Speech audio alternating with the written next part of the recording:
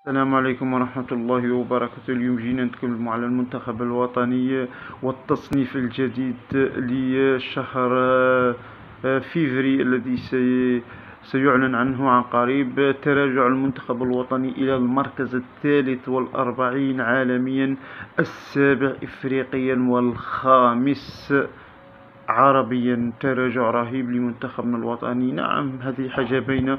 علاه؟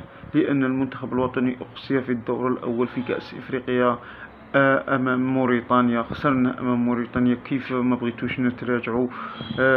نتمنى مع المدرب الجديد إن شاء الله منتخبنا يرجع كما كان زمان. كما فزنا بكأس إفريقيا كنا محتلين المركز الأول إفريقيا وعربيا. نتمنى 30 عالميا. نتمنى إن شاء الله التوفيق للمدرب الجديد، وأن يعيد كرة القدم الجزائرية إلى الواجهة والمنتخب الوطني إن شاء الله.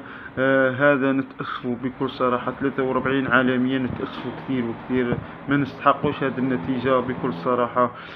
عندنا فريق ممتاز، عندنا لاعبين، أحسن اللاعبين هم موجودين في المنتخب الوطني، لكن تنقص لمسة مدرب بكل صراحة. إن شاء الله مع المدرب الجديد اللي راح يكون ربما كيروش أو مدرب آخر، نتمنى التوفيق وعودة كرة القدم الجزائرية إلى سابق عهدها، مثل ما كانت مع المدربين السابقين مثل خالد يجيج وأيضا جمال بلباضي في بدايته قبل ما تنهار الكرة الجزائرية في السنوات الأخيرة.